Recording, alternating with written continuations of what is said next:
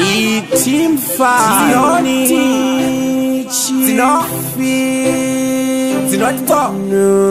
Hanzi ane mota zvikanzi ichabheuka, aroora mukadzi akafumuka. Mwana wake grade 7 akapfuura asina kudzingwa kana ngirozi dzoburuka konaimiko chiko. Asi mashura dzekumba kwangu ndodzomogaro bura. Apa munomikisa kunge mtakura manje nekunditarisa kwenyu uku muchakaura. Mukandimaka muchaita goita muchazvimiro ende muchavomita pamunomaka zvangu zvobva zvaita maheta ndokudai saka musazokita ndapota. Muchaita goita muchazvimiro ende muchavomita pamunomaka zvangu zvobva zvaita maheta ndokudai saka musazokita ndapota. Handisi Jacob but apa pandazuma vana vambofare panonzi ndaluma. Vanofara paye paye pandokuma ndichiti ndabvuma nhamo yakandijunga but no izvozvo ndochandiri kubuka.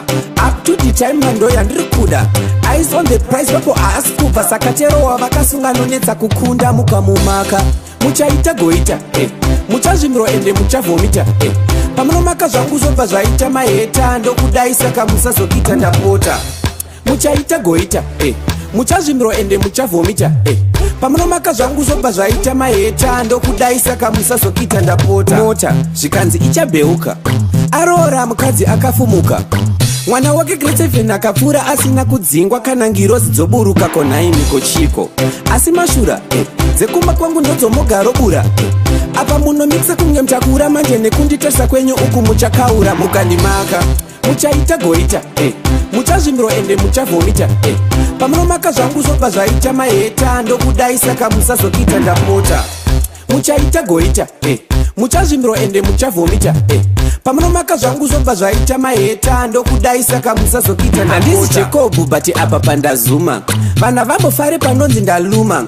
Vanofara paye paye pandokuma ndichiti ndabvuma nhamo yakandijunga but no izvozvo ndochandiri kubuka. Up to the time mando yandiri kuda. Eyes on the price vapo aasi kubva saka terowa vakasunga nonetsa kukunda mukamumaka. Malon vanhu vacho ndive kungomaka nekutaura waiziya vadongokwidzirawo mahwindo tobva tafa waiziya tonoti vachataurani. Amisebekera Rasfatso Boss Waxin EJ Wango dzinawati takadziveza.